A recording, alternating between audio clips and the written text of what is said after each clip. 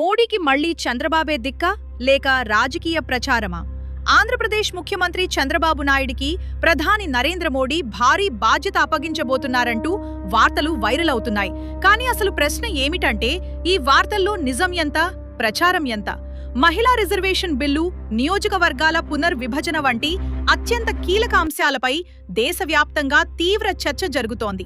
ఇలాంటి సమయంలో ఒకే నాయకుడికి మొత్తం బాధ్యత అప్పగిస్తారనే ప్రచారంపై అనేక రాజకీయ విశ్లేషకులు సందేహాలు వ్యక్తం చేస్తున్నారు.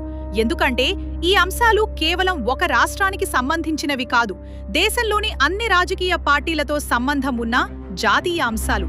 అయితే చంద్రబాబు అనుకూల మీడియా మాత్రం ఆయనకు కేంద్రంలో ప్రత్యేక ప్రాధాన్యం దక్కుతోందని ప్రచారం చేస్తోంది.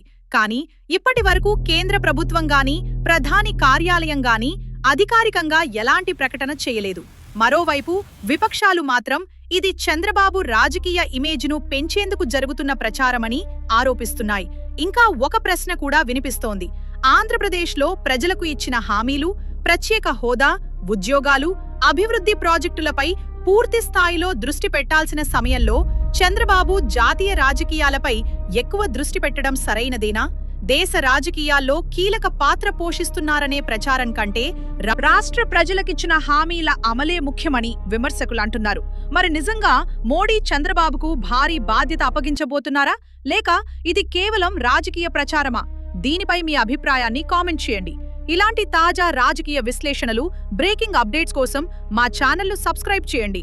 వీడియోకు లైక్ చేయండి, మీ స్నేహితులతో షేర్ చేయండి. జై హింద్.